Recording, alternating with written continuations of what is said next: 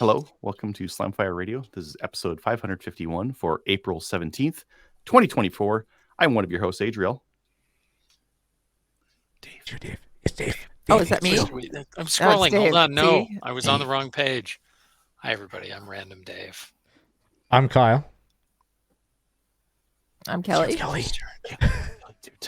Okay, Mike, now it's you. No one can hear what I'm saying, right? No. Can cut out. Oh, we're good. I'm Mike. And then we also have Mike. There you go. Not from Canmore. Hello. Not from Canmore. Yeah, you know what? Allegedly. Close On enough. the internet, no one knows you're from Canmore. No, the Council of Mikes takes great issue with claiming you're Mike from Canmore. Oh, it's like It's like Fight Stolen Club. I've valor. already Stolen said too valor. much. stolen Mike Valor. No, there is actually people who are named Mike that live in Canmore. There's got to be one. What? Are they the right one? That's bullshit. I'm looking that up right now. Like, nobody's going to admit that because the RCMP No. would be at their house already. They're Michaels. Yeah, they get blamed for Yeah. everything, so they're no way. They're Gunny's Anywho. best friends. Why don't we Ken. get into what we did in guns? El Jefe, do you want to start off? Sure. Been pretty busy the last couple weeks with baseball. Like last week, every night of the week, baseball practice or baseball. So not guns, but kept me away from doing gun stuff. But I actually have done a little bit of stuff.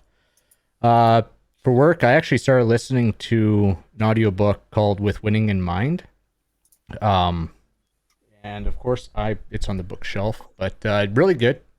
Highly recommend the author, Olympic champion, and just going over the mentality of shooting and, well, with winning in mind. Really good audiobook, and so I ended up buying the book. So, I think Trevor Yeah. pushed that one pretty hard. yeah. Yeah. It was really good, really easy listen. Like the author actually narrated it, which I find tend to be the best audiobooks because Oh, sorry. I'm sharing, and I don't have my audio down. Sharing is caring, Kelly. yeah, Sharing is caring. I can't stand to hear myself, so But you sound so great. Come on. Myself out. yeah. But yeah, so recommend that book, and I will keep. Well, I bought the book so I can read it and flip back to it because there was some really good stuff in there. I think. I've talked about him before. Basically, he's my buddy that comes down here and shoots. But Craig and I got nerding out one day because we're talking about leaving barrels with Briley to get rear sights put on and everything. And the discussion on barrel length came up and whether an extra, well, I got 4 inches of barrel length really makes that big of a difference. So Absolutely, 4 inches makes a huge difference. I'm sorry, I have to make on that certain obligatory things, joke. yes, I agree. Get that out of the Absolutely. way. All right, continue. But yeah, so we actually come up with some interesting data. Like basically, there's a 2-ounce difference between the 24 and 28 inch barrel. How is So it that little? I have no idea. Like the profile looks the same. Like there's not a massive difference in profiles. So I have no idea how it's only 2 ounces. But yeah, it's only 2 ounces. The difference between, and we even went as far as weighing chokes. So I weighed a cylinder bore choke and a full choke. Oh yeah, and all those weights were chokes were pulled out of the barrels and that. But there was, what was it? Like just over a quarter, maybe 3/8 of an ounce difference between a cylinder bore choke and a full choke. And so now I'm going to bring my scale out to Texas, which I've been prepping for. And he has the extended Briley choke. So we're actually going to weigh those chokes and put everything into a spreadsheet, probably try and find like a 21 inch barrel, an 18.5 inch M2 barrel, check them out, or get someone to, if someone has it and they can weigh it for me, cool. But, and then, yeah, I'll get more data because that just spurred into now, okay, does the extra 4 inches make a difference on accuracy, both with birdshot, buckshot, and slugs? So sometime coming up here, I will do that. So yeah, we nerded out a little bit there. And yeah, as I mentioned, prep for Texas. I'm leaving tonight because I gotta be in Austin by 10:30 tomorrow morning to pick Craig up from the airport. So yeah, I'm loading up tonight, heading to Texas for Texas 3-Gun Championship. Been seeing some stages being released, like stage walkthroughs, and there's some really fun stages. Like there's one that's like a 2-bay burner rifle shotgun stage that is going to be really fun. And yeah, and then some that it's going to be partially open terrain, and looks like they are still doing some bays. So yeah, it'll be a fun match, fun weekend. I'll have more on that next week. My hunting draw results came out today, so I get to hunt for a grand total of 4 days this fall. So you enter a draw to see how many days you can hunt for? No, you enter a lottery draw at that. No points or anything. A lottery draw to see if you get a tag. Oh. And so I didn't get my elk, but I did draw a deer tag. Then that's a 4-day season. Oh. So from like November 9th to 13th, I will be hunting deer. Cool. So, yeah, it's interesting. Out of all the tags, there was like over 260,000 applicants statewide, and then they issued 61,000 tags in total over everything. So,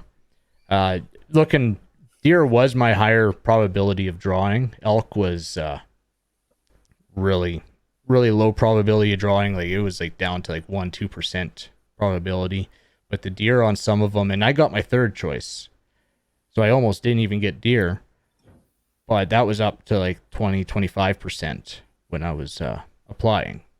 But is that just for gun, or is that all so the elk I figured best chance was archery, so for the elk I put in for archery, but then the deer I put anything, so I can go out bow hunt, I can go out rifle hunt, which I will go out and rifle hunt for that. And it's a forked antler, so a buck. Tony's asking any reason why it's so short. Nope, no idea. Just, I guess, conservation and how many people. I have no idea why it's so short, but yeah. But fine looking, like even all the states, like you hear them talk like, oh, like your week-long hunt. And that they don't get to hunt for months for most things. And like a lot of the over-counter stuff from what I see is ending. Like there is Barbary sheep, there is turkey in certain units. Even like the turkey season, the spring turkey season, we're almost halfway through it. We got a month for spring turkey, and we just been too busy to even think about going out and trying for any turkey. So, but yeah. So that's what I'll be doing in November. Well, for 4 days in November. Might actually have my AK style gun here soon. Buddy messaged me wanting to sell me a Sega 308. I can kind of considering. He's asking a grand for it. I guess he's got a bunch of parts and that, but it's been rattle canned. So I'm thinking about it. And well, I said we were talking about showing guns, so I see your legs. That's not a gun. Carbon Yeah, fiber, well, fancy. it's like 90 degrees here today, so it's shorts weather. Yeah, that's a Briley extension tube. But what I wanted to show was the receiver. So this is a Roth receiver. Roth Performance Shop. It comes already ported, although looking at the port, I still want to open it up more. But it is really good. I mean, Mark Roth, he's one of the OGs when it comes to doing shotguns. So got that together for the most part, except for apparently one of my shell catch springs decided to leave during the move. So Craig is bringing down one of his because, yeah, I don't have. But something interesting with it, you know, some people who've worked on these will know, like, you got your pin for your shell latch. On the Roth receiver, it's actually a screw. which is really nice. So you just put an That's Allen loose. key in there and thread it out, and it's a lot better than having to grab a punch and drive out that pin. Cool. Yeah, Craig will be running that this weekend, and yeah, How many rounds in that tube? that'll be 12 rounds. I miss freedom. Yeah, but we can only start with 8 in the tube. Actually, he won't even be able to run that tube because he's shooting limited in this match. He can only have an 8-round tube. So he's bringing down another extension tube to put on there because, yeah, he can't use that. But it's the same extension that I use on my M2. Nice. So it works really good. And, yeah, probably going to be sending Briley a barrel. Well, they're going to be at the match, so I might give him one of my barrels to machine and put a rear sight on for me. But yeah, that's pretty much it for me. Kelly, what have you been up to? I'm preparing to go down to the U.S. This weekend. It's Yay. Kate's Day's shoot, so Cracky and I are going to be going down, not together. We're driving separately. However, that being said, we will be going down. I may or may not be shooting on Friday. That means I am. All the cool guns that they have down in the U.S., just like Kyle Yay. has. But unfortunately, the ATF are a pain in my tuchus right now, and they keep sending my Form 6 back. And I keep telling them that the manufacturer for Aguila is the address I provided for them. What? Anyway, yeah, right? So Deborah is not my friend right now. If you're listening, Deborah. Right. So they don't like the address given for one of your ammunition manufacturers. That is correct. Also, Ely. I've also listed Ely as well. And they said, no, you need to provide the manufacturers. I said, that is where they are met. The ammunition is manufactured there. It's the brand and also where they're being manufactured. They're going, please provide the manufacturing address. Mine, I literally put for Cellular and Bellet. I put Czech Republic. Boom, done. Who did you get? Maybe I should send it to them. I don't Yeah, know. It was great. He got back I've to always me in just like a week. searched up the company online, put that address in, have Well, never Deborah's had it returned. a bitch. Let me tell you that. Now I gotta go through emails and see who I've been dealing with. Okay. Anyways, so it looks like I'm not going to be able to bring anything down because they won't approve it. And I'm leaving tomorrow morning first thing. So it is what it is.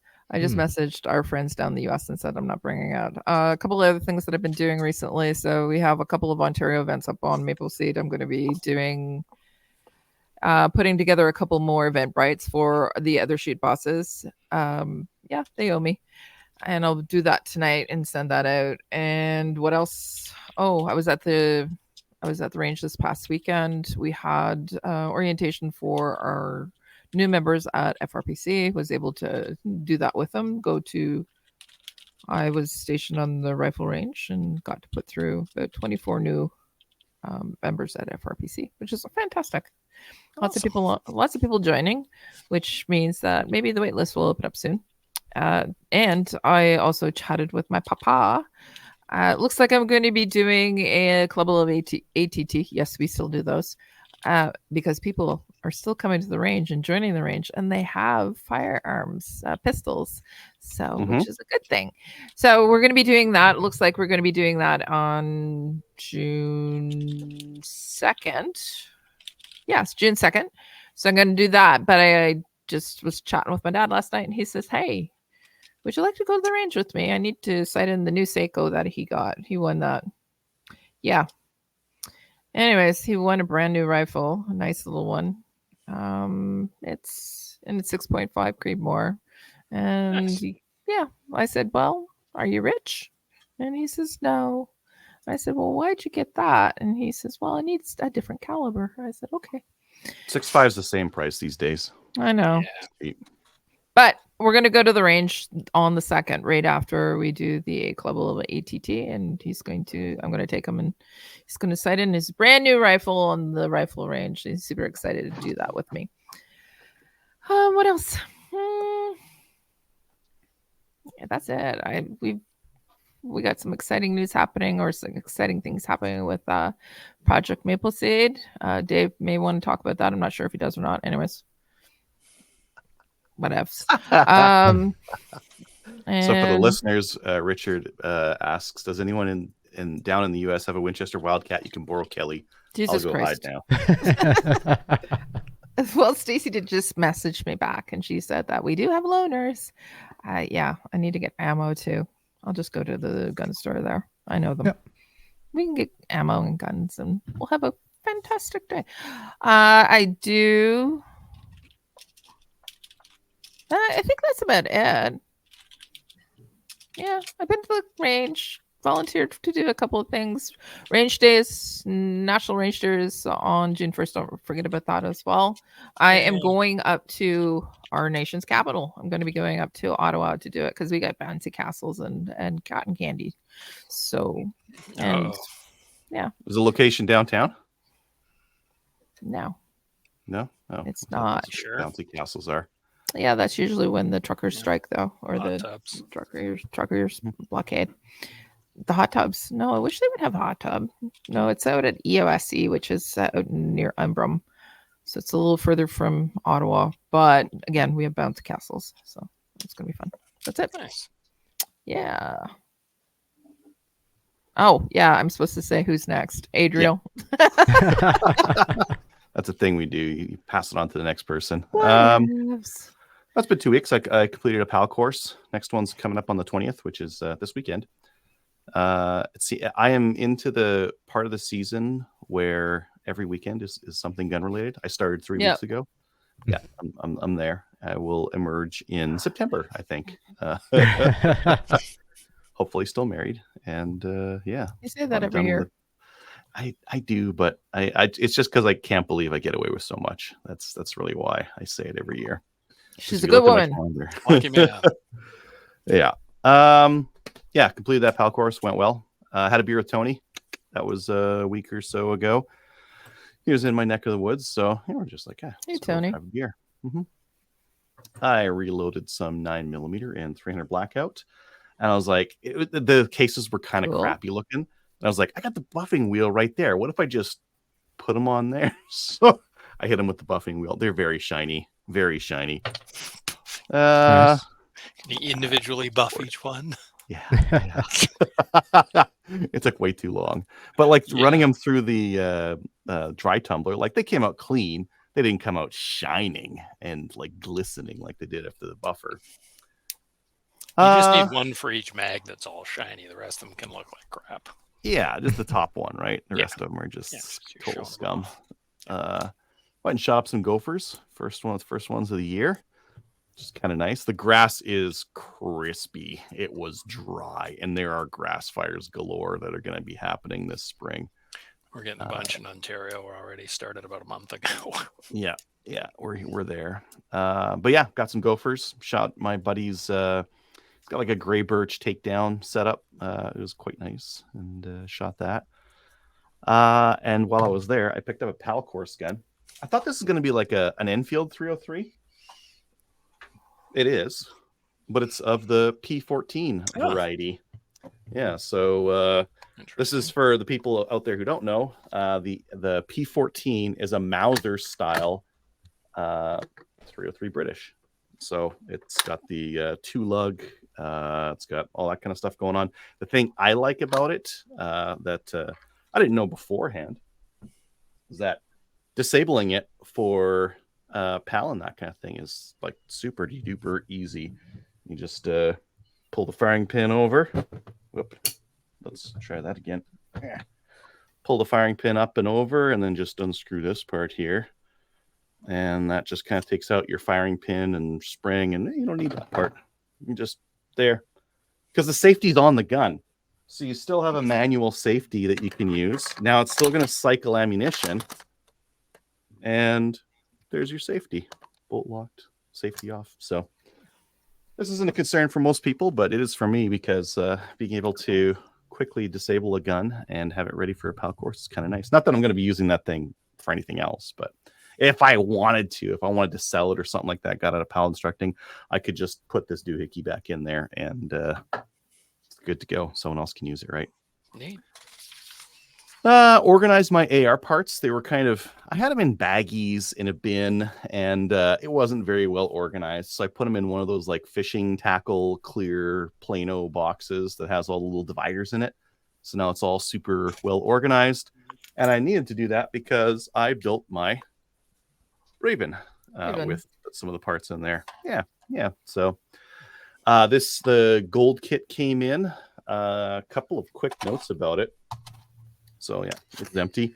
I went with the gold kit because I thought I could. I thought it doesn't come with a bolt hold open, but I heard you can mod one, and I love modding stuff with Dremels and that kind of thing. So I did that. Buddy of mine, Taylor, said go with the platinum, but he said that after I already ordered the gold one. I tried to email him and ask to get it upgraded, and I couldn't. They don't allow that. So beggars can't be choosers, and it came. A couple of interesting things about it. The mag release is let me get some extra light going here. The mag release is just a standard AR mag release, but like screwed way out. So that it's proud a little bit, because it's really meant for that extended control here. It's still usable. It's just not great. I may end up grinding away this metal here so that it's easier to get to this button and it's not quite so up and away from the gun.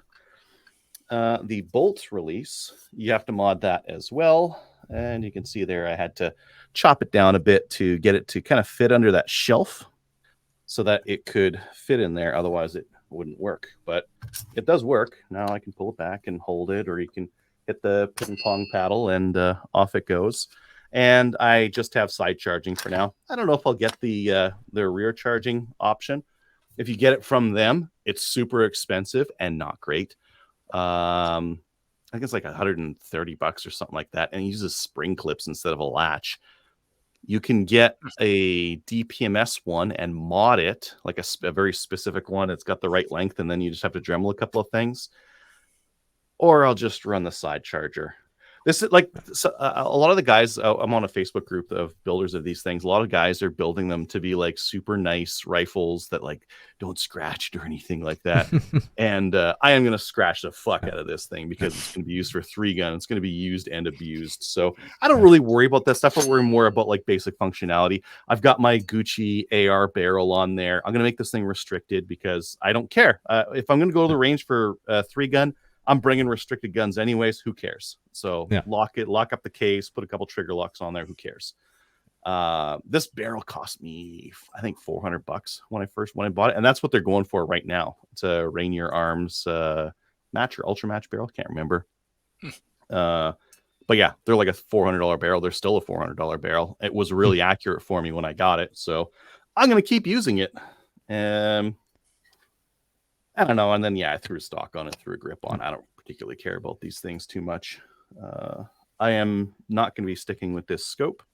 I'm going to be pulling this off and putting a red dot on there because I compete in limited, and I don't want to move to tac ops. Just got like a standard 90-degree AR safety on there for now, which again, I don't particularly care to upgrade that. And I've got a Trigger Tech AR Duty 3.5 pound trigger in there, which is nice and light and low travel and all that kind of stuff. So that should do the trick. I'm pretty happy with it. I'm like, it took a long time to get here. The upper and the lower, like the fit was pretty stiff because of the Cerakote finishes, but as they wear together, they're starting to become easier to put back together and that kind of thing. Buddy of mine who we had on the show a couple weeks ago, he gave me some of his extended takedown pins, and these make it a lot easier. So there's a pin right there. Just pull it out. It's just got a couple of like wire clips on there, and then you can break it open just like an AR, which is nice because every once in a while you get a jam that's catastrophic, and you need to do that kind of thing with an AR, right? Yep. Dave, am I selling you this on this set? I do need the gas system. Look at the gas. I get to use my fancy forend. Oh, is it actually direct impingement? It is direct impingement. That is a gas tube you see right there. Oh, shit. My gas tube, my barrel, like all this is from my AR for the guts of it, the trigger, a lot of the lower parts kit, the bolt is from this. So my known good configuration, this barrel and that bolt, I know get about 1 ammo away with good ammo. And then with like crap ammo, like a 1.5 kind of a thing, right? The BCG is theirs, the firing pin's theirs, and a couple of other like little nonsense things. The mag release it came with was theirs as well. But I'm pretty happy. Yeah, looks good. As far as the side charge versus top charge, I definitely, if I could have side charge on an AR, 100% for competition. Side charge, that's awesome. Yeah. Yeah, I did try putting on my bad lever, but it needed to go like further back. I may make that work though. I have JB Weld, I have a MIG welder, nothing is impossible. Yeah, there you go. Maybe welding on aluminum is impossible, but we'll find it. No, it's not impossible. No, you just need the proper It's a equipment. MIG. Heck, even that Just part you booger could welds. probably braze that part because it's not a high strain part. Yeah, maybe. Just a torch and a coat hanger. That's all you need. You can weld. A coat hanger and a dream. Yeah.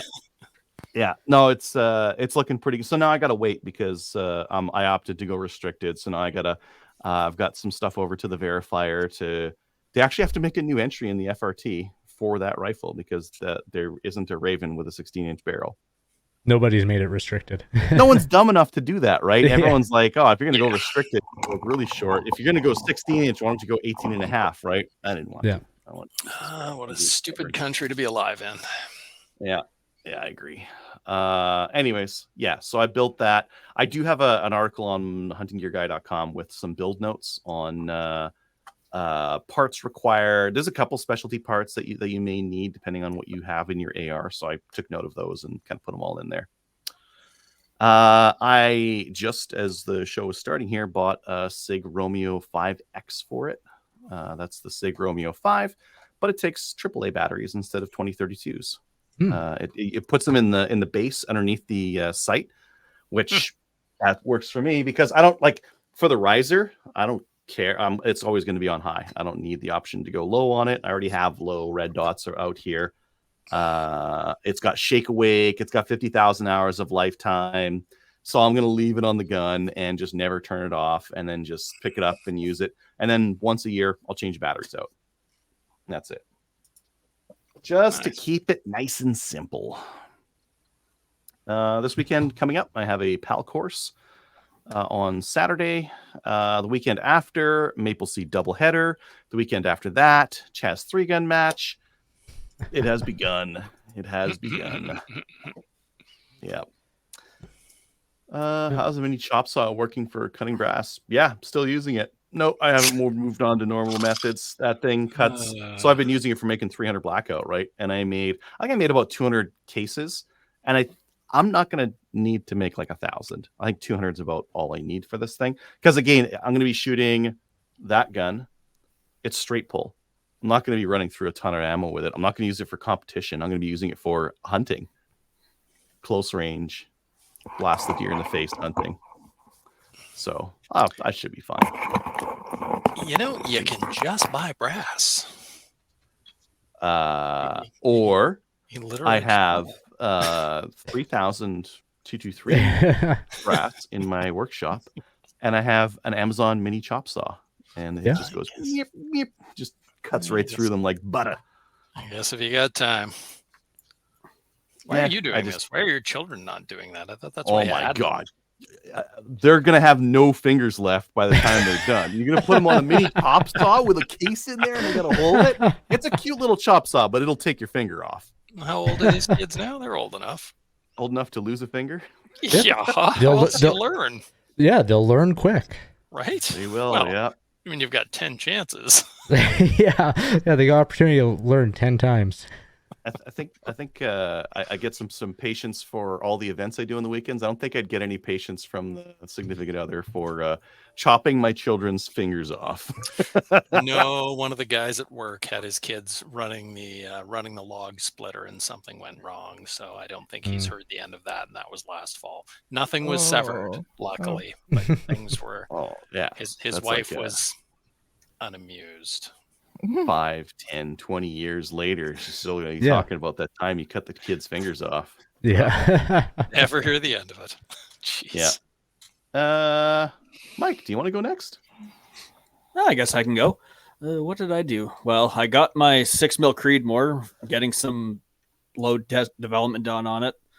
Got it out to 1100, so I'm happy-ish with that.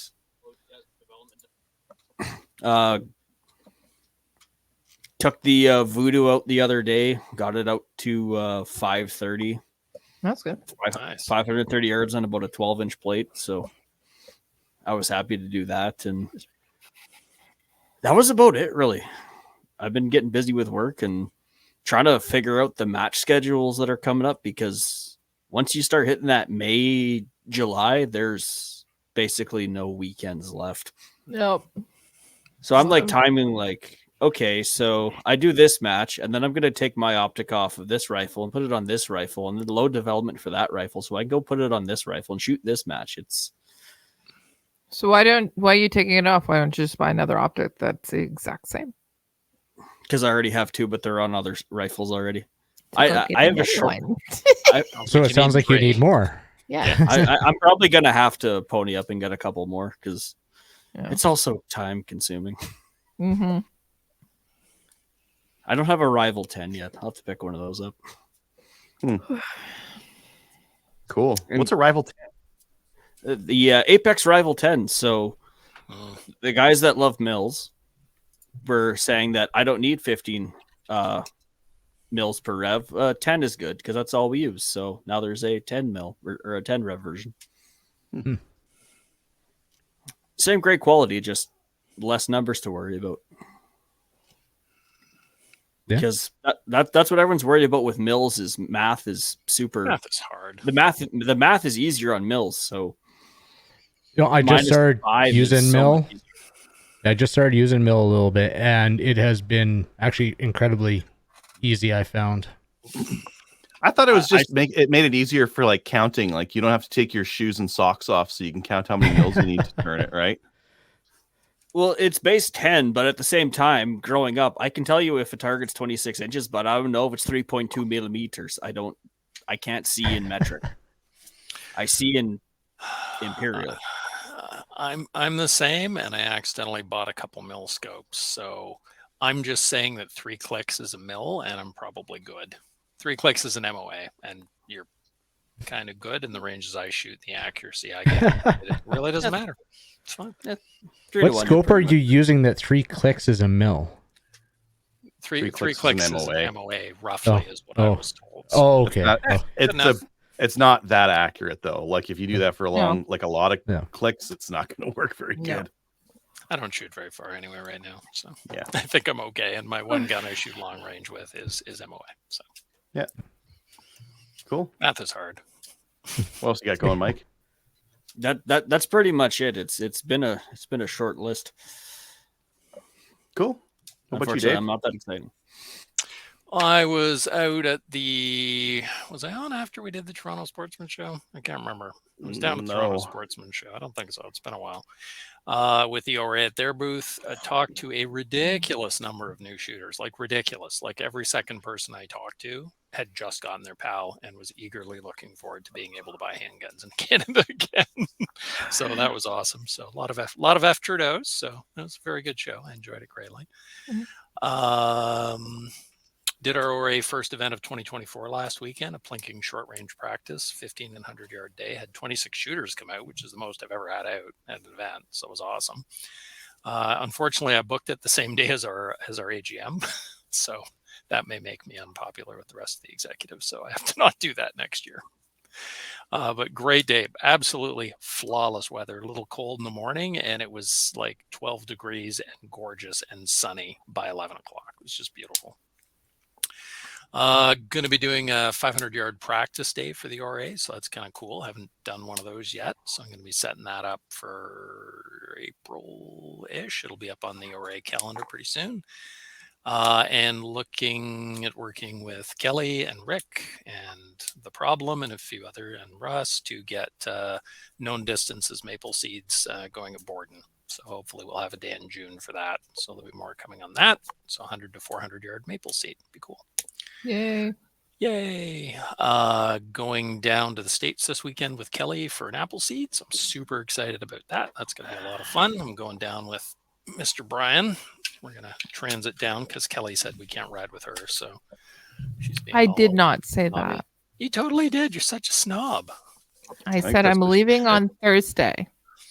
That's true. And we're not. So, plus, you're like 6 hours away from me. I'm like way south. So, Brian's just north of me. So, so I'm going to do that. So, it's going to be fun. So, I'm looking forward to seeing you on Friday, Kelly. It's going to be awesome hanging out for the weekend. Yay. And for that, I rebuilt my 1022. So, I have for those listening, I'm holding it up. It's a gray birch 1022 that I use to shoot birds in the throat and shoot paper, and it's stupid accurate. So I finally put an extended charging handle on it, because with this Nikon tactical scope, I keep grabbing my little tiny charging handle and then taking the side off my finger on the razor sharp side of the scope. So I finally bought myself an extended charging handle, and I bought an extended mag release, and I Nice.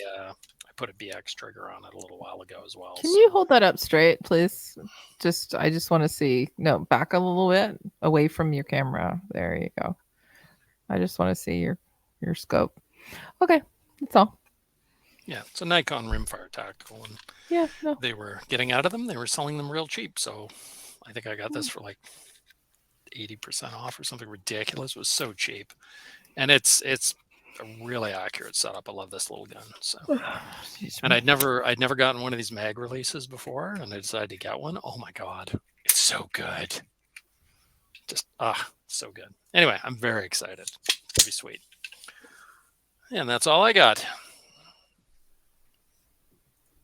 All right, that's everyone, right? We all had a chance. Yep. Said our piece. So on to upcoming events. We've got a couple of them here. Kyle, do you have that one open already? I do. Yeah. Oh, do you want to read the upcoming 3-gun matches? Sure. How far Just do you like- want me to go? Like 30 days. Okay, so on April 20th, Chaz is having a 3-gun match, and you can check practice score for that. CHAS, if they still have space in there. On Friday, May 3rd, the Canadian Multi-Gun Series at Guelph Rod and Gun Club will be kicking off. Saturday, May 4th, Chaz will be having another 3-gun match.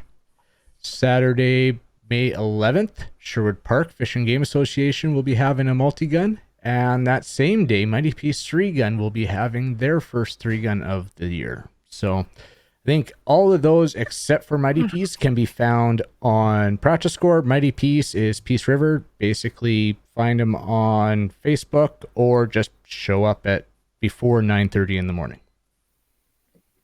Cool. Thanks. Cool. Next up, we have Maple Seeds. Kelly, do you have that one open? Or am I doing that one? Nope, you're doing that one because I'm doing it. Next one's up. We've got Sherwood Park, the doubleheader coming up on the 27th and 28th of April. Lone Butte in BC is going to be the April 28th. Chaz is going to be May 11th, and then Low Butte again on May 26th. So you can register for those. Go to mapleseedraifleman.com/events and find out more about those. Yep. I've got some PAL courses available May 12th. I'm all sold out for this weekend, but if you're looking at Edmonton, that's that. ORA CQC is on May 4th, and Precision Rifle May 5th at CFB Borden. You can find those on practice score. Both of those are on practice score, which is where all shooting events should be. Yeah. They're working on a new version, eh? Yep. Yeah, they're getting ready. They're getting ready to send it out to beta testers, and yeah, it's going to be less terrible because it works, but it is not intuitive and is a huge pain in the ass to set matches. What do you pay for it? I pay nothing, and I demand better for my money. Well, they even have a shot timer that's out being tested for Apple Watches now too. Yeah, it works. I mean, it's not horrible, but they could certainly do a lot to improve it. So I'm looking. Well, compared to other tagline, match it's management not horrible. softwares, it's the best out there. I mean, other match like It's terrible. Yeah, there was something that IPSC was using before Practice Score, and it was crap. well, I know like Sporting Clays, they have Win Score, or the CNSCA even just made their own, and absolutely horrendous. Like completely horrendous, especially coming from Practice Score, where Practice Score, like you're setting up a match, and some things I wish you could opt in or out of certain features, but overall, like Practice Score is good, and I can only imagine that it's just gonna be even better once 2.0 comes out. Nice. Yeah. And there's something to be said about like at a match, once you've got all the tablets back, you can sync them, post to the website, and it'll be live for everyone in like a minute. Like it's so quick to do. Well, the way you have it right now, you can have it so you can actually, if you have the infrastructure there with all your Wi-Fi and everything, you can have it sync up. As soon as the score is entered, it's sync, and the competitor gets an email, hey, your score has been posted. You can go into the competitor app and see the live results on the competitor app as is right now. That's cool. Yeah. Cool.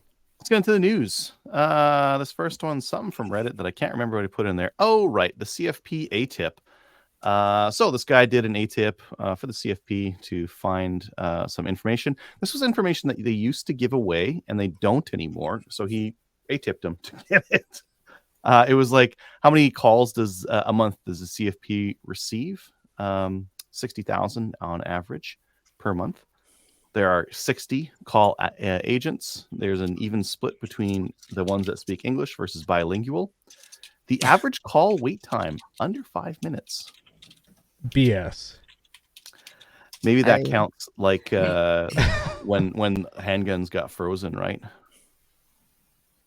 Anywho, that was that. How many people have their called? Some more information. There was a full PDF that he shared that if you want to find out some more information about the CFP call center statistics, they're up on Reddit, and we can share that link or whatever. But anyways, I thought it was interesting. This next one I wanted to put in as a cautionary tale. Two wanted after man shot during meeting to sell gun. 20-year-old man was shot multiple times Monday during a meetup to sell a gun. Winnipeg police said they were called at around 10 p.m. to the 500 block of Mountain Avenue for a man who had been shot. He was later found in the 1000 block of McPhillips Street and taken to hospital in stable condition. It says in stable condition, which was later upgraded to stable, so it must have been critical or something else. It wasn't stable, upgraded to stable. They met via an online firearms brokerage classified website to finish a gun buy. When the victim became suspicious of the suspect's behavior and tried to leave, one of them pulled a gun and fired multiple rounds into his vehicle. Well, they didn't know there was a shootout. He brought his own gun, but it wasn't loaded.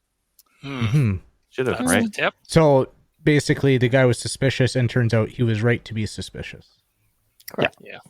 Okay. How do you That guys sell sucks. your guns when you want to sell something on Gun Post? How do you do it?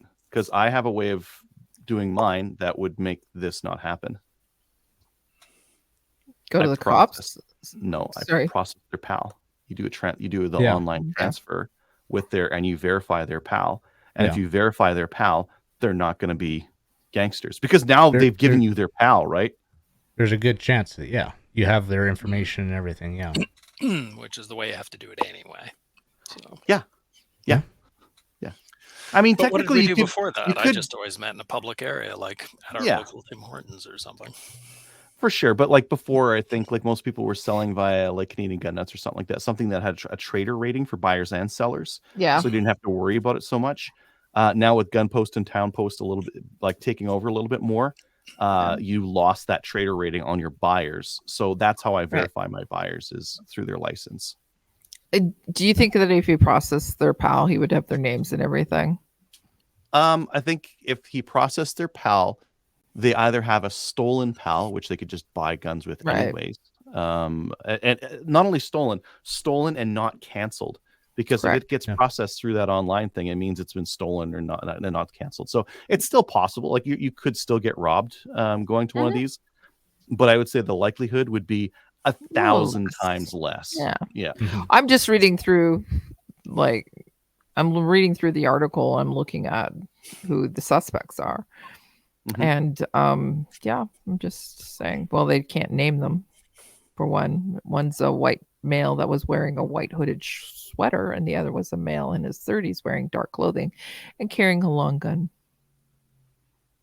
That's Mhm. pretty noticeable. Yeah. But Gets out of his car with a rifle pointed at you. Maybe don't sell him a gun. yeah. Yeah. Just So, oh, anyways, I got the wrong address. Yeah. mm, I thought I'd include it because this was like No, I think it's a good a idea. young man who was Yeah. who made a mistake in not verifying beforehand, and Yeah. paid the Yep. price for it and getting shot but not killed, which is a Yeah. good thing. This next one here is so the federal government released budget 2024. It has money for a buyback, but it's not enough. This quote here I'm taking from I don't even know who this is. Some blue check mark, Noe Chartier. I don't know. So the part from the federal budget that he's got is saying, yes, the federal government banned assault-style weapons in 2020. We're moving forward with a plan to buy these these assault weapons from retailers and Canadians to ensure they never fall into the hands of criminals. Budget thank God. 2024 proposes to provide $30.4 million over 2 years to public safety for the buyback of assault firearms sourced from existing departmental resources. That doesn't sound like enough. No. That doesn't sound like enough. nearly enough. Pay their So line bill. I think that's just to maintain the department. That doesn't sound like they're actually doing a buyback. No. Does it Not- to you guys? No. 30 million is not enough. No. It's That's not all enough to do admin. Anything. So in it's government. it's for existing departmental resources. Yeah. So that's Yeah. exactly it's to fund the Salaries, department and resources. 30 million divided by $1,000 a gun is 30,000 guns. That's not even enough to buy the ARs that are in country. No, And that's 2 years time. That'll that's just because they've support. got somebody pushing paperwork, doing something. It's probably the Yeah. people that are out there putting out tenders to desperately try and find someone to be involved in it. That's probably their salaries. Yeah. And 7.4 million over 5 years. Or they will pay $1 per AR like sporting rifle. is just- Yeah. What a deal. Yeah, they're getting a bargain there. So They're not anyways, gonna- I guess they're not going to do anything with that buyback. Honestly, they're just gonna push it down the road because they need it for the next election to go. Oh, the conservatives are going to let assault weapons on the streets if they get let in again. Oh, they're already. Yeah. One of the emails I got from them last week actually said something about that the conservatives are trying to add guns back into our streets or something. I'm like, yeah, because we can only Pierre hope. Poilievre's down at Jane and Finch going, "Hey, buddy, I need a gat." What a bunch of idiots. Yeah. They're not doing letting anything. the RPGs back in country because they banned the RPGs with that OIC, right? Yeah, It and was included by name. some anti-aircraft systems too. Yeah, and, the conservatives are going to be letting the howitzers. RPGs back out onto the street. Anywho, If you can Moving afford to on. maintain it, you should be allowed to have it. That's Agreed. my view. If you can feed Yeah. it, you should be able to field it. getting into new gun stuff. New gun stuff is brought to you by Bullseye North. New boomstick. Bullseye North is Canada's shooting superstore and a proud supporter of CCFR with a wide selection of guns and top trending gear for any shooter. And they have 25% off Phoenix flashlights right now. Moving on to some other stuff. Oh, I should probably share my screen so I can show you guys all the goodies I've found. London Darrow has some primers for sale. And they're not that expensive. Small rifle primers, federal premium ones, $16.99. CCI small pistol, $12. CCI small rifle bench rest, $21.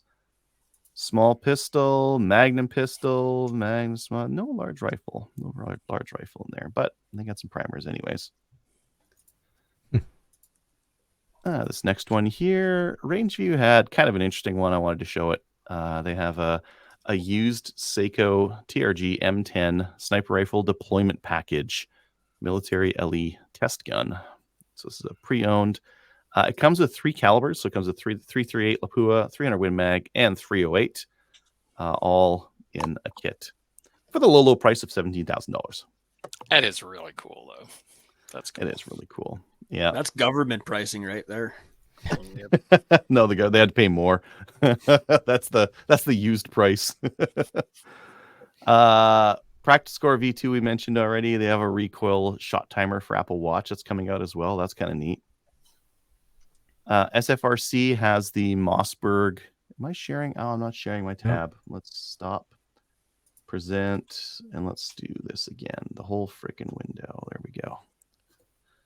SFRC has the Mossberg 940 JM Pro. They only have 2 left. $14.79. This is the Gucci'd out version of the JM 940. Pretty. I don't know why. Oh, that's why I put this. I'm like, why did I include this one? Oh, yeah, it looks crazy. Yeah.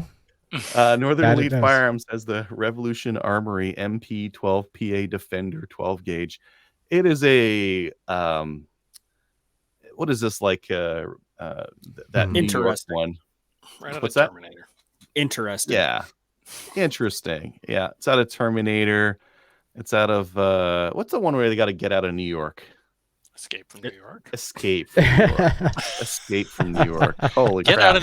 Get out of New York sounds more like a hip hop gangster rap move version of the movie. Yo, Ice-T, got to get out of New York. Oh, look at that rib goes all the way. That rail goes all Yeah. the way to the front. That's so you can put night vision on there, right? Yeah. Yeah. Let's go with Yeah. Misty Mountain. So they were moving. They're back. They're so Nice. back. They got tons of new stock. You can see there they're setting up their shelving and whatnot. Man, that looks like that Home Depot plastic shelving. They got lots of it. In a Quinistut? What's that? They operating out of a Quinistut? Quinistod? What's that? Is that a place out in Toronto? No, they're the little shelters. Quonset? Quonset. Quonset. Looks like a Quonset. Ukrainian fly swatter. Oh, they got a bunch of stickers and patches and stuff. Neat. Ooh, some Rhodesian brush stroke. Where's the short shorts?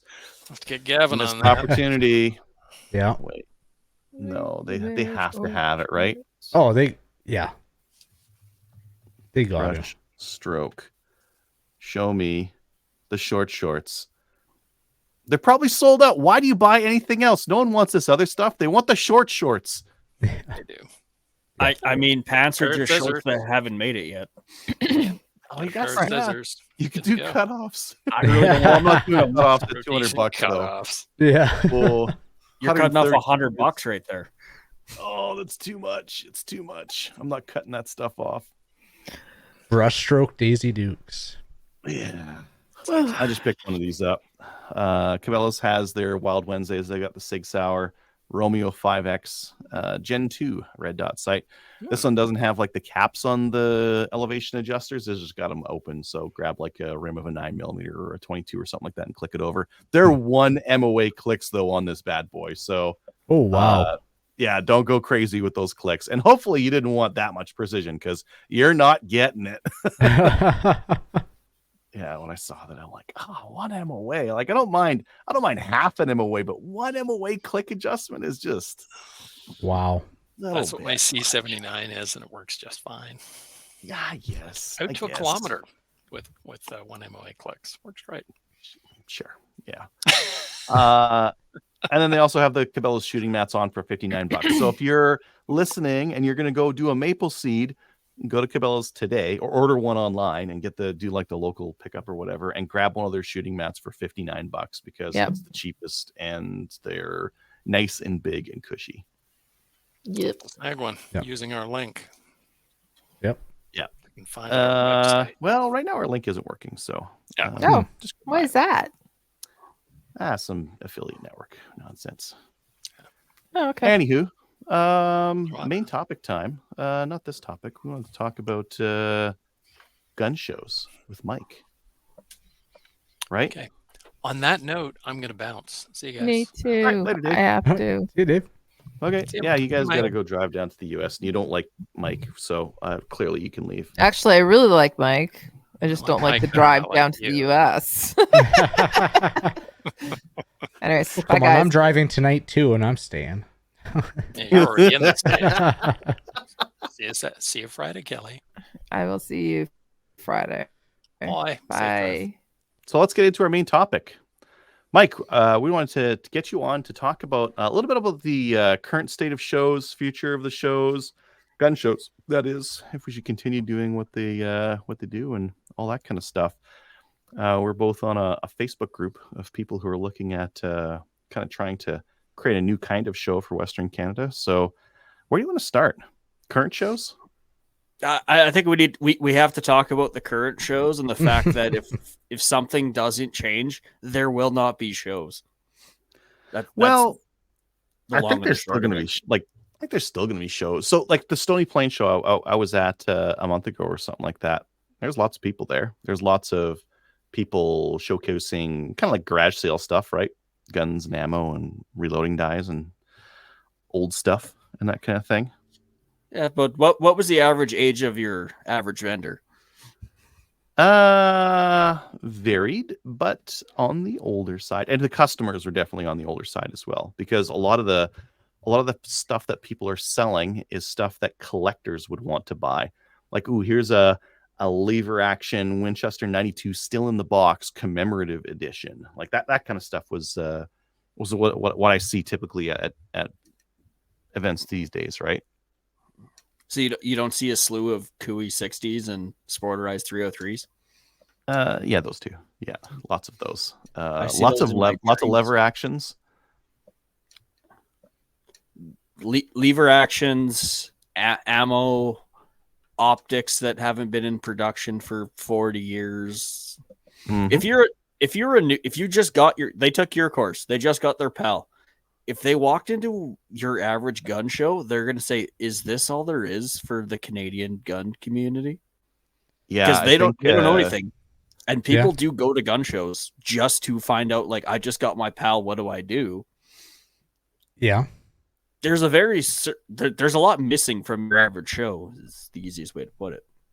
Well, and the prices aren't that great. A lot of stuff either. I mean, my brother got his PAL, and then I was like, oh yeah, I'm going to the gun show. He's like, oh, maybe I should go. I'm like, no, don't. And he's like, why? Maybe I'll go there and get a gun. No, you don't do that here. Yeah. He's like, but it's called a gun show. Well, my biggest thing, like you say, there's stuff missing, but then there's a bunch of stuff in there like called a gun show, but basically half of it's an arts and crafts show. Yeah, or you're selling blinds or window coverings or tin siding, or people say beef jerky, but I believe the beef jerky serves an actual purpose. Yeah. I have no problem with the beef jerky guy being in there. The beef jerky guy could stay. All the rest of you guys got it. Yeah. Well, I think like one of the symptoms of a problem with the gun shows as they are right now is a lot of people go there, walk around, look at stuff, and don't buy anything. They'll just leave, right? Because they didn't see anything worth buying, which is kind of a funny thing. Because I think if I go to if I go to Cabela's, I'll find something interesting that I might want to buy. But I go to a gun show and very easily walk. Like the last time the one I was at there, I walked around. The only thing I got was some really specialty 303 stuff that I could get online, but the shipping prices would just kill me. So buying from this show was worth it for that. But the last 3 shows that I've been to, I didn't buy anything from them. I don't think I bought anything at a gun show in probably 4 years. Yeah, well, and you've probably been going to a bunch. Have you been like manning CCFR booths? Like, what's your exposure been at gun shows recently? I helped plan a couple of shows. I've sat at tables for either CCFR as a field officer, or I've went with we did a booth trying to promote PRS because some people just haven't heard of it or know it's a thing. Cool. Yeah, and I don't see anything that interests me really. Like, you can only look at the same thing so many times. PRS would be interesting. A while back, I think we ran like a 3-gun table that was part of. Oh, that would have been a while back. And maybe my memory is like not working on me, but I'm pretty sure we ran like a here's everything about 3-gun that you can do at Chaz. By the way, get a membership kind of a thing, right? I think we did that at one point. And I think the shooting sports needs to step up and like we need to send somebody to a show to bring in new people because otherwise it's going to die. And the clubs do the same thing. Like you get the sports to do it, but then the clubs. So we were talking about that with Wapiti getting a booth just to show what is all there and what happens there throughout the year. Because a lot of people don't know. No, there's such an information gap. I don't even wouldn't compare it to the States that we're 8 years behind the States. It's that we are so big and so smaller population that the information is not actually traveling in between. You know what I'm saying? Like people just don't know that there are options out there. It's just you go hunting and that's it. There's no sport shooting. There's no competition. There's no courses. Well, I think, and part of that is there's still a mentality that you got to kind of hide in the shadows because you don't want too much publicity because that's just going to bring attention and shut us down. But then people don't find out, so you don't renew your membership. You don't build your membership to make it actually something that stands out and says, hey, we got a ton of people that do this. Yeah. Yeah, you don't really get that. And just like in my PAL courses, almost all the people getting their PAL are because they want to hunt. And initially, that's how I started out. I just want to go hunting, and now I realized you can only hunt 2 months out of the year, really, for us. What are you going to do the other? Yeah. What are you doing the other 10 months out of the year? You may as well do some sort of practice for it, or something. Yeah, if you enjoy shooting, like hunting is you take one shot in the whole year, depending on how many tags you got, and that's it. And don't put your gun away. That box of 20 rounds is good for 20 years. Yeah, I the amount of targets I've seen at our range where it's like a pie plate and the group is like this. I'm like, please don't hunt something. You're just going to make it close. Make sure it's close, real close. like if I'm at the range, they're not like that. I'm disappointed. Yeah. Which you should be, right? Okay, so yeah, you talked a little bit about like I guess like identifying that there's a problem there. Have you seen like attendance drop on I have no idea what attendance numbers look like right now at gun shows. I know that at that Stony Plain one I went to, the Saturday was pretty busy. The Sunday was not, and it wasn't like a standing room only or anything like that. No, for our show that we held in January, we're the first one of the year, we were getting like 2,200 people, I think, roughly around that area over 2 days. Smaller shows, I'm seeing 800, which I was honestly surprised they got that many people, but it was a bit closer to the city, so had a few more people come out. But they're being well attended. It's I want to say almost up to the organizers, but if the organizers aren't really interested in bringing new stuff in, that's going to be the biggest gatekeeping that we're going to see. Well, there's something to be said about that. Trying to get a table at some of these shows it can actually be quite hard because there's a standard, like there's a bunch of people who just run the gun show circuit, and they'll attend like all the gun shows with their table of whatever kind of knickknacks or whatever they're selling. So it can be quite hard to get a table. Like it was hard for me to get a table at that Edmonton one. Calgary one's hard to get a table because it's these like multiple event showcasers or garage sailors who are taking tables at a lot of these things. And it's such a big garage sale mentality too, because at the end of the day, it's a fundraiser for 99% of the people that are doing this. So they just want to sell tables, and they know that certain guys will show up, and those certain guys will always say, like we see when some of our vendor supplies, "Oh, I have to be beside this person because that's where I was last year." Yeah. So if you're trying to break in, unless someone kicks the bucket and it's such a good friends club, you're not going to get prime real estate for the first couple of years anyways. As a new vendor, that's going to be hard to swallow if you're kind of shoved in the back corner when you want prime real estate. Well, and that's come down to the organizers too. Like you can't be given preference to everybody. Like I'm just thinking, like, I mean, even SHOT Show, you pay for like the bigger booths, but I mean, you don't get to choose your spot. Like, to a certain degree, no, I think. Yeah, like you're like in the one venue, like all the small guys. I'm pretty sure for the majority of those people like that, they bought a booth of that size, and then they got put there. Yeah, your big guys like Smith and Wesson, Benelli, those guys. Yeah, they probably get a little bit more say, but they're paying big dollars for that. But And they're putting on the display to go with it. Yes. Yeah. Yeah. Like they're the floor space that they're taking up is massive compared to the other guys. I looked at the pricing. It was insane for SHOT Show what they pay for a booth. Yeah. Yeah. That's like industry trade show pricing. I think it's probably like 10 grand, right? Oh, I would love to know the millions of dollars of deals that are signed at SHOT Show. Oh, it's got to be in the hundreds of millions. Yeah. But that's, especially when you have all the defense contractors there. Mm-hmm. Yeah, that's like industry trade show, right? So, but SHOT Show is for industry insiders to attend. Would you be saying to do this like this, whatever you would want in Western Canada? Would you want something that's industry insiders only, or would you want like common people to be able to go to this thing too? I would say you need both there. Yeah, because not only smaller business owners, they might not care about SHOT, want to go to SHOT, but for them to run to Calgary for the weekend, it's okay, we'll go to the mountains, whatever. That's not as bad as go to Vegas and everything's twice as expensive anyways, and there's tons of people, and so that's one option. The other thing is the public can actually talk to the manufacturers themselves. Yeah. Because that goes with the information thing. We want to educate people, we want to engage people, and then exchange would be kind of the 3 E's of what a show should be, in my opinion. So what kind of tables would you like to see at a gun show?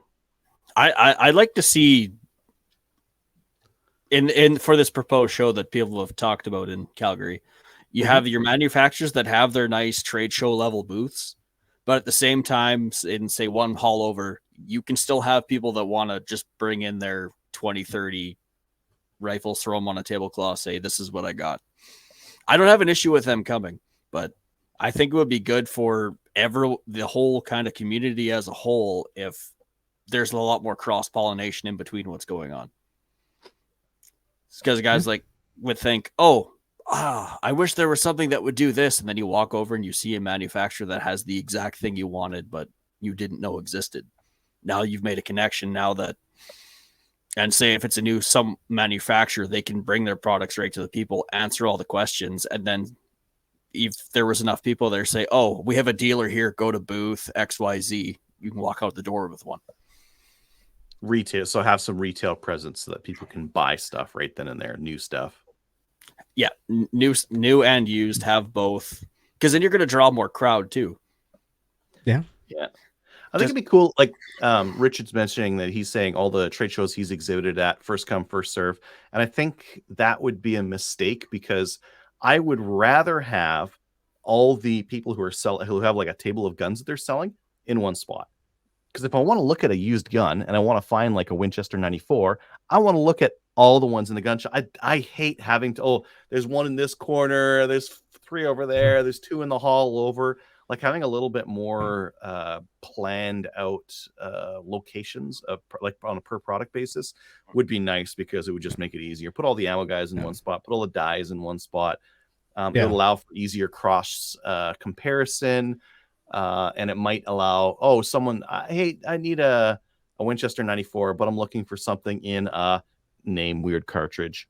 This guy over here has got one of those. It would make it a lot easier for that. For sure. And with that, it's just like, okay, if you're going to sign up to be an exhibitor, you pay for this size of booth. No, we don't know. We can't tell you where it is. When it comes to set up, we will direct you where your booth is set up. And then you can control that. You can have, okay, this is our milsurp section. This is new. This is competition. This is hunting. Jerky. Yeah. No, jerky's got to go right in the middle. Right dead center. And on that too, it would be nice to have a couple of speakers that have some actual knowledge that they could give to the community too. Like have a little corner, have a stage, have 5 people come up, do a 30-minute talk, answer questions, take pictures. Well, I think like doing meet and greets and little like speeches, like a little stage area for speeches or mini seminars. I think that would be a great draw for something like that. The question is, who do you get, and how do you get them? Well, okay. So you want I would say prioritize like Canadian. So I mean, like I'm pretty sure you could get guys like Jim Shockey to come out to something like that. Oh yeah. You know? Yeah, might have to pay for it. Might, yeah. For it to have a guy like that out there, which cuts into the profit margin of your show. Yeah. And I mean, a lot of the top guys you're gonna have to, but it may cut into it. But on the same token, if you are able to advertise, hey, we got Jim Shockey coming to talk about this, or I don't know, I'm having trouble pulling names off the top of my head, but just have a list of these, whether they're pro shooters or they have TV shows or like, so we'll call them gun celebrities there, that could actually increase your profit because, yeah, you might have to pay them to be there and do their thing, but the draw on getting people out, that might be enough to draw someone there. Man, we should have had Richard on. He's got all these numbers. He's saying in Las Vegas, it's 21,000 for 600 square feet just for the floor space. In Toronto, you're looking like 10K Canadian for 450 square feet. Okay. I think Calgary would be substantially cheaper than. I'd hope that Calgary would be substantially cheaper than Toronto. Maybe the other thing is venue. Where do you hold something that big? If it's as big as we want it to be, where does it go? Saddle Dome, which then you're paying. Like if you're in Calgary, that's pretty much the place. And the thing is with the Saddle Dome, there are so many different buildings there that you might be able to find a cheaper building there to do something. But I guess there's actually a fair number of places in Calgary. I'm just trying to think. BMO Tony's Center. mentioning BMO Center. Yeah. But even Northlands in Edmonton. Yeah. Yeah. That'd be a similar size venue, what you need. But yeah, like Edmonton Expo Center would do that kind of thing. Yeah. I believe there's, I think the Bell Center or Telecenter in Calgary as well, I think. And that's all great, but you go to them, say we want to have a gun show. They're going to say no. It's not part of our views or something. I could see that. Maybe. It's entirely possible. A lot of businesses, as long as the color of your money is green, they don't really care. Yeah. It just gets interesting because when you have a gun show where it's a garage sale, you often have guys just walking in with random rifles. Yeah. They sell to other people. Yeah.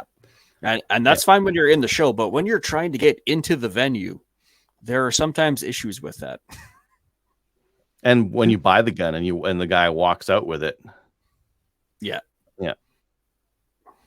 It was fine in Edmonton. No one cares. There's people bringing guns out and back and forth between this thing and there it's normal, but it might be harder to do downtown Calgary. Yeah.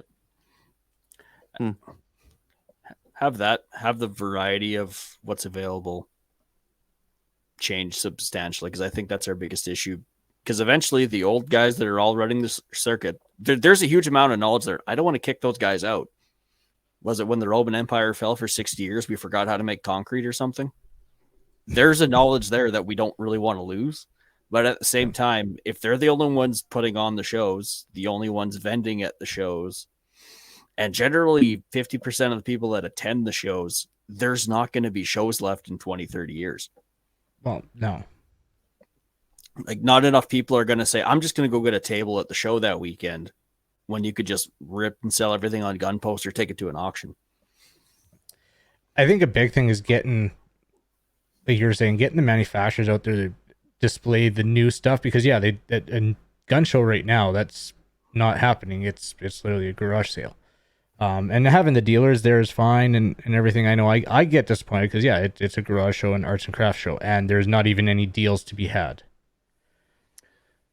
Yeah, if there was at least when there's new retailers with new stuff, they can have 5% off or so, like a small bargain just to save on it, and I think that's fine, and I think that's an okay way of the only stuff I would ever buy is they got the powder I need and it's right in front of me. Okay, cool. Yeah. From what I've been seeing, the only innovative stuff, like new innovative stuff, has been cheap Chinese crap that answered a question that hasn't been asked.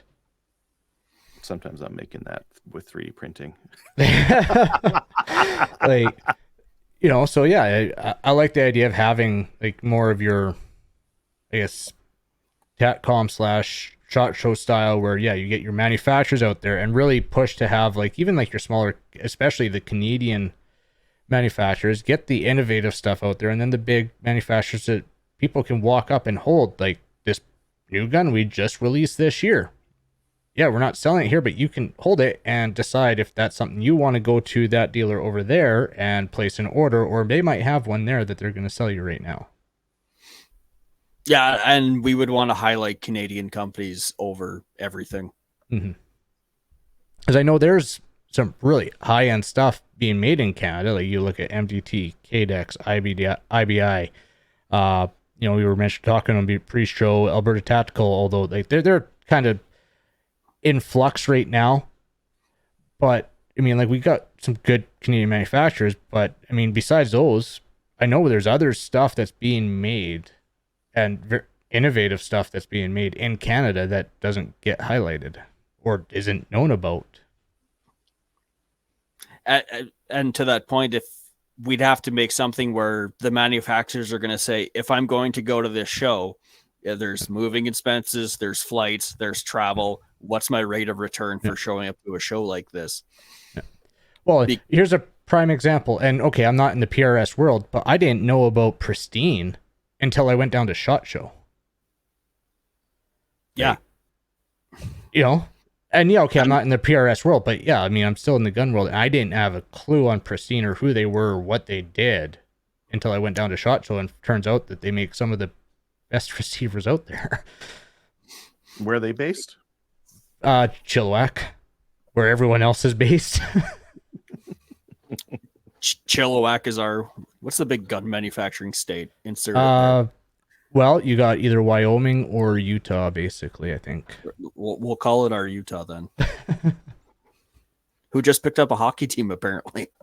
Yeah. Well, Salt Lake has a little bit more snow than Phoenix, so they might sell a few more tickets. Yeah, you lose the snowbird crowd. Yeah. Cool. Yeah. Anything else to mention? No, that's pretty much all I can think of right now. It's just if we as the community don't come together and do something, there's not going to be something in the future. We kind of got to get proactive about it. Yeah. Well, and I think the organizers need to vet the entrance a lot better. Like I've made the comment in the past, because like Adriel was saying, right now they just don't care. Oh, you're going to pay me money? Okay, yeah, set up a booth for basically whatever. Like have a minimum standard for what's acceptable as a booth. Like it doesn't cost much to throw a couple nice tablecloths down. Little banner or something, at least look like you're trying. Cool. Okay, let's get on to the rest of the show. Kyle, do you want to take this first email? Because I think he's got a couple of questions that I have to answer, so I don't want to read them and answer them at the same time. Okay, sure. Hi, everyone. Hi, everyone. I really enjoy the show. I am a CFSC instructor in Manitoba, and I have a question regarding how you run the hands-on portion of a PAL class.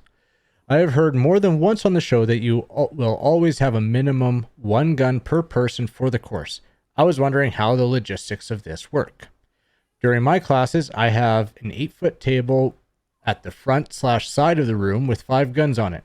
I typically do hands-on with the students 3 different times during class. The first time, they do acts and prove on each action. This is done with 2 students at the table at a time. The second time, they load and unload each action type, again with 2 students at the table at a time. The third time, they do a mock range exercise with 3 students at the table at the time. I have found that when students start their hands-on, that having more than 2 at a time is far too much for me to watch for muzzle and trigger control. And if someone is struggling, I'll have to walk them through the process. I was wondering how you set up the room to have at least 1 gun for each student and how you effectively supervise them and catch their mistakes. Also wondering how the practical exams work. For example, if you have 2 or 3 different bolt actions for practice, then just use one of them during the exam. Is it possible that the student hasn't handled that particular firearm? Thanks for your time. Keep up the great work, Joe. Yeah. So I've got I don't know if there's 6 or 8 foot, but 3 guns per table, which so a lot of tables because you need a lot of space for this kind of thing. Typically I'm running more instructors as well. So at 12, I'm trying to run 2 instructors. So we've got 2 eyes on what people are up to. Let's see here. The style of what you're doing, axe improve, and then load and unload, and then mock range exercise. Like, yeah, that's all entirely possible. And you can have them have hands-on with all guns in between all of those, or like through those 3 exercises. Again, 15 guns, 12 students. If they've got to do axe improve on each action, load and unload each action, and then do a mock range exercise, you're getting pretty close to them having hands-on with all those guns. And then kind of towards the end of the practical, like the practice, I do have time where they can spend as much time as possible with any of the guns that they haven't handled. I try not to have too much unique actions, so there should be actions. Like I've got 2 Winchester Wildcats, for example, and then 1 Ruger PC carbine. So I try to keep that stuff a little bit more similar. The shotguns, the action release is going to be in a different spot, but they're going to work the same way. The break actions, they're all the same that I have. So there's no difference there. But if you think about, you're doing them with 2 at a time, I'm doing them with 12 at a time, 12 at a time, 12 at a time for each one of those. So they're getting a lot more hands-on with the guns and a lot more time per person. With the risk, yeah, of course, that you've mentioned that they might get a gun that, maybe they only loaded it and unloaded it once instead of, although I think like max you're going to be able to get is load and unload once anyways with that setup. So yeah, 2 or 3 different bolt actions for practice and just use one of them. Yeah, I've got 2 303s, well 3 303s when one of them has like a bit of a different safety, but this is pretty similar to the Enfield safety, right? Like it rocks back on this side and the other one rocks back on the other side. Practically the same thing. Mm-hmm. You wouldn't want to have 12 completely different firearms that are all weird and wacky that they have to then try to figure out and remember and that kind of thing, because that would hurt with recall. Yeah. I guess there's two different like schools of thought there too, right? Do you want to have 3 kits that are all using the same guns so that you're not giving people too much to remember, or do you want to have 3 kits with a little bit of variation so they can see a little bit of like, this is what a safety looks like, that must be the magazine release, so they can start identifying it, right?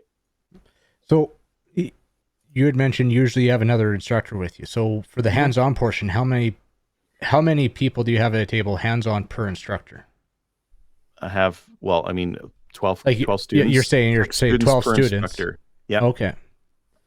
So you're just spanning your attention wider. That's correct. Yeah. Okay. Yeah, and I'm looking primarily for muzzle control. Muzzle control is what we're looking for. All the guns I don't have, like my lever actions that I've got. You don't need to use the half-cock safety because they have a separate manual safety. So I say just use that. You don't need to touch the trigger on any of the guns for any reason on the non-restricted. So let's just not do that.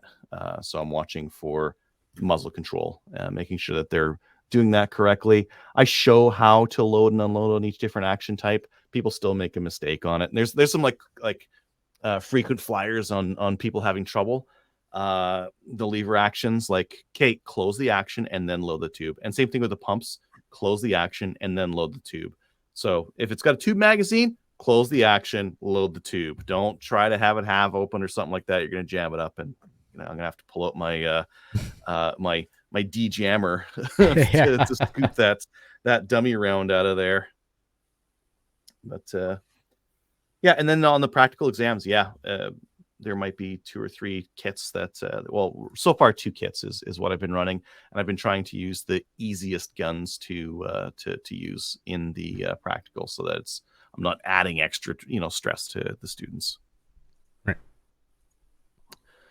Cool. All right, I'll take the next one here. Good evening, Slamfire Radio. After a week in Adriel town, lots of things at home needed attention, so it's a short one this week again.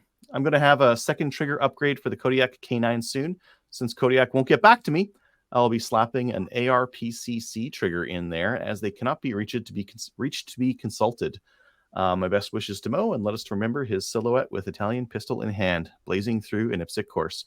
Hope to see him on the show as a guest soon. I was thinking we could play Bella Ciao for him, but I found the lyrics refers to ladies. I will await Mo's answer on if it's appropriate from an Italian perspective. The song is known in the Chinese culture for its modified version, Goodbye Friend, in the 1969 Yugo movie, The Bridge, translated to Chinese in 1977. Okay, interesting facts there. USPSC match this Saturday, this is the 13th at the BTSA. See you there. It will be my first pistol IPSC style match. We'll report back next week. And we have the report back. Kyle, do you want to read that one? Sure. Good evening, Slam for Radio. Oh, it's an email doubleheader. On Saturday, I shot my first IPSC/USPSA style pistol match with a borrowed Polymer 80 G17 from Foothills Firearms Training Dave. And boy, was I not expecting so many issues from the world's most popular pistol platform. First of all, shout out to Lou, who recognized me from the show. He is a new shooter to action pistol and was shooting a Norinco P226. Now to the issue log. Number 1. A Glock clone actually does not fit in a Glock holster, but I have an Omnivore, so that's not a huge deal. Dave warned me ahead of time, saying the Glock OEM magazines would work best, but being a Magpul fanboy and not wanting to drop his mags in the mud, spring condition is awful, I took out my fleet of Magpul 10 rounders I used previously with my Kel-Tec Sub 2K. Before the match began, I did a 10-round test fire and the pistol worked great. Stage 1. Right as I was about to complete my first reload, the RO commanded stop. I thought to myself as I was clearing the pistol, that was a quick way to end the day. Did I have my finger in the trigger guard when I was reloading? Turns out one of the popper activators did not work, so I had to reshoot the stage. Fortunately, there was no safety violations from my side. Quite a way to start your first pistol match, I would have to say. Shot a few USPSA class fires and did alright in my opinion. I was shooting into high Ds of production and I think I can make C class in the long run. Then came the long stages and the P80 turned into a straight pull bolt action. From what I can tell, the pistol will often fail to extract at 10+1. After lunch, I caved and pulled out the Glock OEM magazines, knowing they have less spring tension when loaded to 10, but that did not fix the issue. Instead, I was getting magazine drops when firing after a reload. A classic mistake, I thought. Had a lot of fun shooting action pistol, but ended the day slightly frustrated. Upon further investigations, I found that the OEM Glock mags do not lock in very well in the P80 at 10+1, and my reloads on the clock were likely not the issue. Please see attached. And he did send a video. I watched it, but yeah. At this day and age, beggars can't be choosers in Canada, but I'm still surprised that the P80 performed poorly despite being very popular in the US. I guess I truly am, breaks everything he touches, Tony of Calgary. Should have stayed with the 1911. Yeah. Just keep your finger off the disassembly lever. That sounds rough. Yeah. Yeah, that does sound rough. I was seeing if I could download the video and play it. I haven't heard there's much problems with those polymer 80s. I really haven't. No? No. I wonder if it's you could buy them here too. There are some in Canada.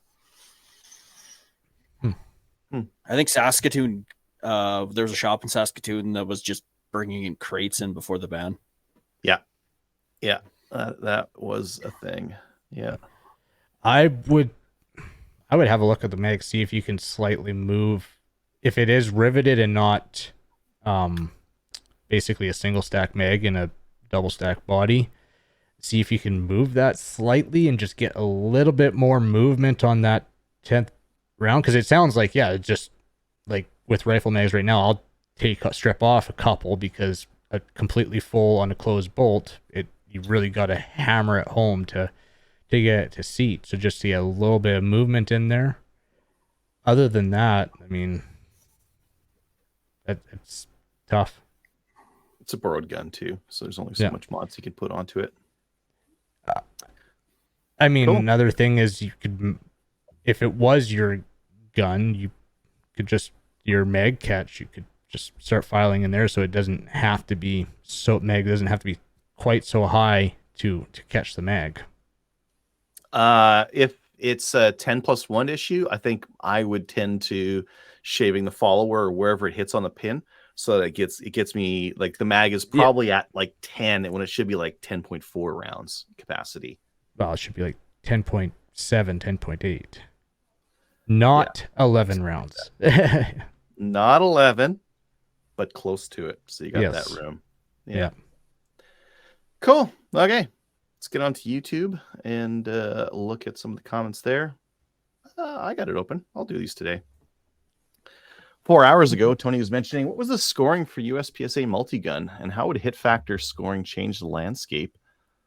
Well, so USPSA multi-gun traditionally was 2 anywhere. So you got your paper, and I'll just use the paper as example because, that's what the hit factor relates to. So you have 1 in the A or 2 anywhere on paper, and then a stage is 100 points. Period. 100% is 100 points. With hit factor, so it would change it because now, just like IPSC, you gotta be more accurate because now you got your 5 points for your Alpha, 3 points for your Charlie, 1 point for your Delta.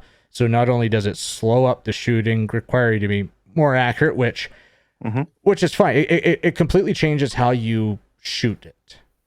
One is it doesn't make it any easier because one's a game of speed and one's you still have to get speed, but most points per second basically. So you gotta shoot it more accurately. It also slows down your reset. Because when I do USPSA multi-gun, I walk up and there's two. It's done. Even building the match. USPSA multi-gun, I take the tablet and I basically enter how many stages and make sure that all the penalties are there. I can build a match in practice score in pretty much 1 minute. Yeah. Versus with hit factor, now you have to have all your paper there. Now you have to count all your steel as well and count all that stuff. So now something I would do in less than a minute now takes half an hour if your bays are all right, nice and tight. And when you're calling out the scores and scoring the targets, you have to be like 2 alpha, 2 alpha, alpha. And Charlie. the real kicker with this one is at the same time they did the rule change where they would allow you to use hit factor for USPSA multi-gun. The problem they were trying to fix, they had it set so that by numbers at 25, you could set custom points for stages. So when you got your short stage, you could say that, this is a 25-point stage or a 50-point stage, not a 100-point stage. They did that at the exact same time, because that was one thing last year with Nationals that they got feedback on, was because they had some basically do or die stages in the match, and people didn't like that, so that's why they did all this.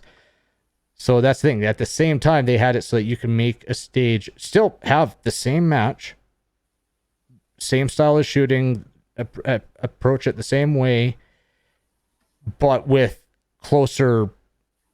better spread of the points awarded. But then they decided to completely change the game and go hit factor. Yeah, when they could have just said points is fastest shooter on the stage. That's how many points it is. Yeah, I don't have a problem with hit factor. I like how multi-gun is that speed race, and then I'll go shoot USPSA or IPSC for, I still want to be fast, but now I really got to tighten up my accuracy on this. But yep. Cool. Gustavo mentions, thanks for having me, guys. Had a great time. Wolf mentions, a bolt action or break action is easy to pull the bolt and look down the bore every time. If my semi rifle is on a rack and falls over, I'd run a rod down the barrel just to make sure. But I agree, running a cleaning rod at the range introduces a mechanism for introducing contamination. So unless I have a reason to be suspicious, I'm not taking my cleaning rod out to the range. But it's always with me if I need it. That's from what they don't teach you in the PAL course. Eddie's mentioning, Kyle, that's disappointing. You can't have your firearm on you while archery hunting in New Mexico. But there are many good hunting states nearby. Texas isn't far from you. Text is expensive though because it's all private, so pay for ranch access. And I should clarify, if I'm archery hunting in anything other than just archery only season, yeah, I can have a handgun on me or whatever. It's just through archery season. Got it. But, yeah. Eddie's mentioning Mo quit the show. April 1st was a few days ago. Mm-hmm. And like that's all. I think we got all the other ones here. Yeah, that's got us caught up. Yeah. Cool. If you want to comment, comment on Instagram, Facebook, Discord, YouTube, any of those things, or just send us an email, slamfireradio@gmail.com. Our Cabela's link is not going to be working right now, so I'm still working with them to get that fixed. Stay tuned on that. Thanks to our supporters on Patreon and Player. Shoutouts? I don't have a shout out, but I'll just redo my recommendation from what I did in guns and check out With Winning in Mind. Very nice. I have something a little bit lower brow. Watch the Gyrojet video with Brandon Herrera because it's funny. Mike, any shoutouts? Yeah.